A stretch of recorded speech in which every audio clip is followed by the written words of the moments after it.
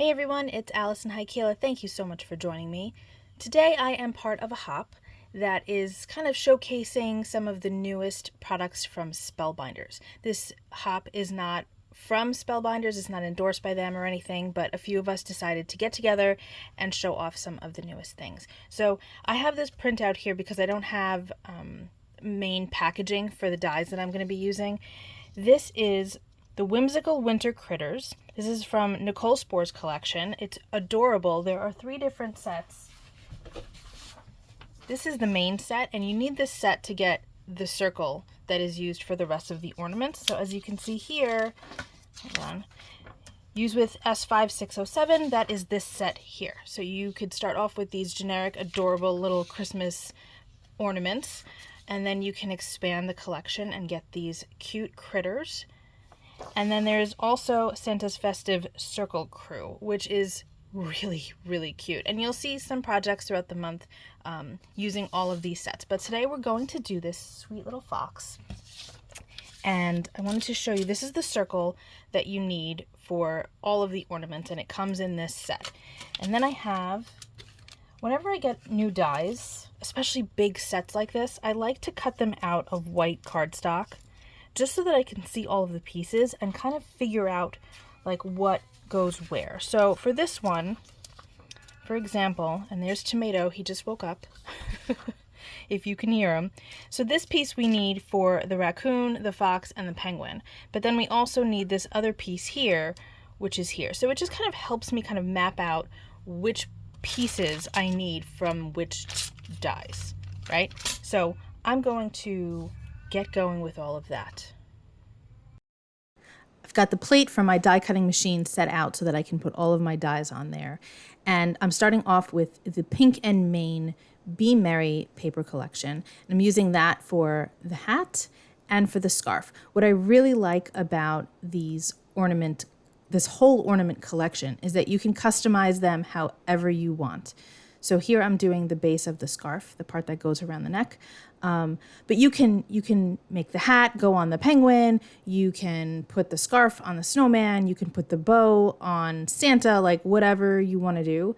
And you can also ink blend and colorize and do it however you want. I kept my project today really simple.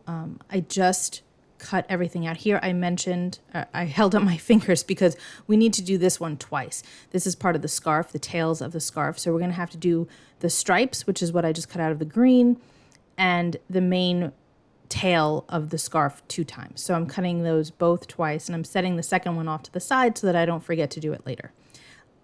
So I really like that you can zhuzh these up as much as you want. This whole piece that I just held up is for the eyes. It's for the eyes for all of the characters. So you just cut out a whole strip of them at once, which is really cool. And you could just save them with your packaging.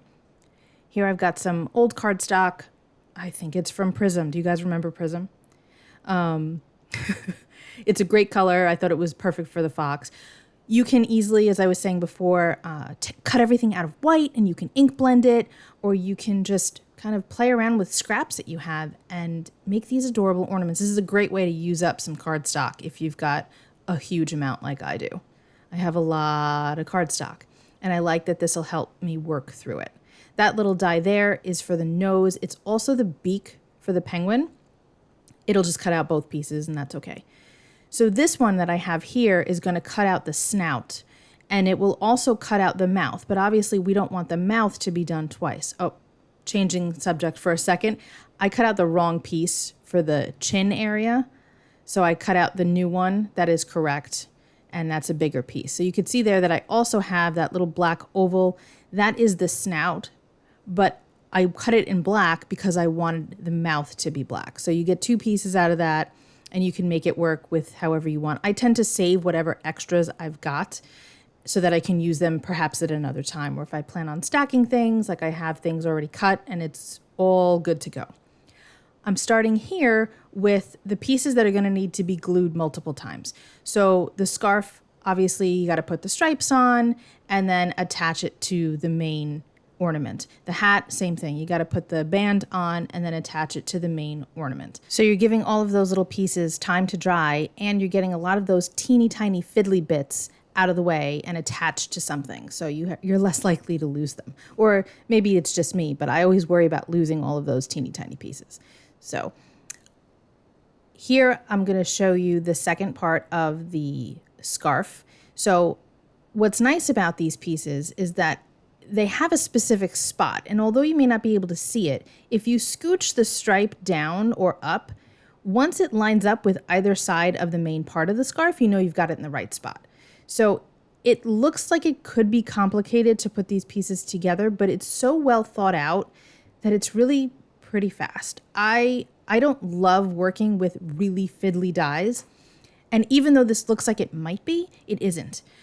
So if you struggle with like some dexterity issues or whatever, I recommend using a tweezer. Or if you don't enjoy fiddling around with dies, try these anyway, because they're really a lot of fun to work with. Here I'm going to show you how I put the little mouth in.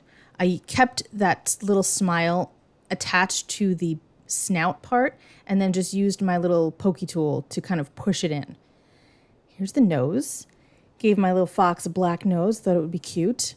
And then the eyes are off to the side there. You can see all of those eyes. I save all of those. I just put them in the little packet with the rest of the dies and the excess die cuts that I have. See how quickly this is coming together? I mean, I've got this sped up, obviously, but it really didn't take very long at all. I'm using Bearly Arts glue to attach all of my pieces. And again, you can just keep it super simple and use cardstock, pattern paper, or you can go all out and ink blend and colorize and do all sorts of fun stuff. But I wanted to keep this pretty simple and straightforward so that you guys could see how it all gets put together. And then, leave it up to you guys to see how far you want to take it. And with some of the samples that I'll have later on in the month and, later in the future, you'll be able to see how, you can really go bananas with zhuzhing these things up. There are some great samples on the Spellbinders website as well, of course, so that you can check them out there and see, what happens when you ink blend and add details and things like that. But look at how cute this fox is. And I decided to go with non-traditional Christmas colors because I thought it'd be fun. Also, I wasn't loving how certain reds were going with the color of the fox, that kind of brick color. It wasn't quite working for me. But anyway, I've got the Cozy Knit stencil from A Colorful Life Designs, and I've got a piece of blue cardstock and Salty Ocean Distress ink, and I wanted to create kind of a knit halo around where the fox is going to sit. I didn't want to cover the whole thing. I just wanted to kind of, again, create a halo around it. So here I'm checking and I see that it's not quite enough, so I'm adding more, and it's going to take me a moment to line it up, but I get it done. I get it done. There it is.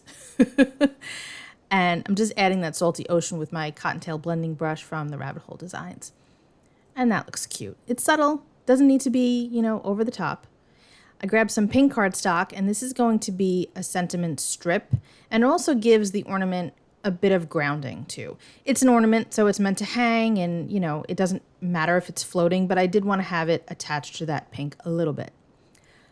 I have the VersaFine Clair ink in Paradise, and I also have the coordinating sentiment set from Spellbinders that goes with all of these ornaments. It is so cute. There's some really great sentiments in there that don't have to be used with this set, any of these ornaments. There's also a mug set. I do not have that one, but there's a couple of like latte sentiments and things like that, but they're really cute. So if you've got any mugs, stamps or dies or whatever, they'll definitely work with that too, but it's really very cute. Here I am gluing all of these little pieces on here. He's all nice and dry, so I don't have to worry about anything shifting on me. Now I'm going to cut off that strip just so that it's all nice and neat. And I decided that the pink is a little too... Oh, we're not up to that yet. I decided that the pink was a little too flat. But first, I'm going to add some twine. And I could have done this beforehand, but I didn't really think about it. I'm just tying a bow around that because, it's an ornament. It should be hanging. It should be some type of string or twine or something. This is just baker's twine. And now I'm fiddling with this bow, trying to make the loops kind of small, but I don't want the knot to come out. And I'm going to use the excess here, and I'm going to wrap it around the back of the card to make it look like it's hanging, which is adorable. So cute.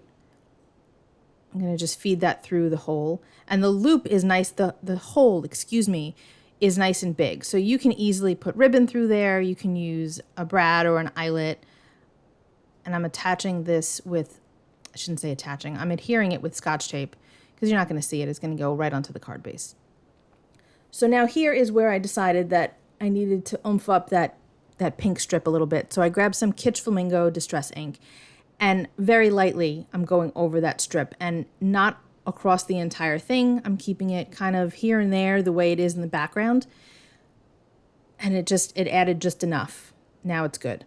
But of course, you know, can't keep my card base white too often. So I grabbed some twisted Citron to kind of make the greens in the card pop a little bit more. And I'm just inking the edge directly from the pad. I could have done a blending brush, but I didn't feel like exerting the energy because after a while, using a blending brush can really mess up my shoulder. So I decided to keep it simple and just go directly with the pad. It's a little bit easier on my arm and my shoulder and my hand. So now we are attaching that down, and look at how cute this fella is. But we got to add one more little thing. I grabbed my Signo white gel pen from Uniball, and I added a couple little dots to the eyes, a little highlight on the nose, and now it is done. I hope that you'll be sure to check out the rest of the hoppers that are, you know, playing along with me today and see what they've created. I'll be back real soon with another video. There's plenty more on my blog, and I hope that you have a fantastic day. Be well, stay safe, peace out.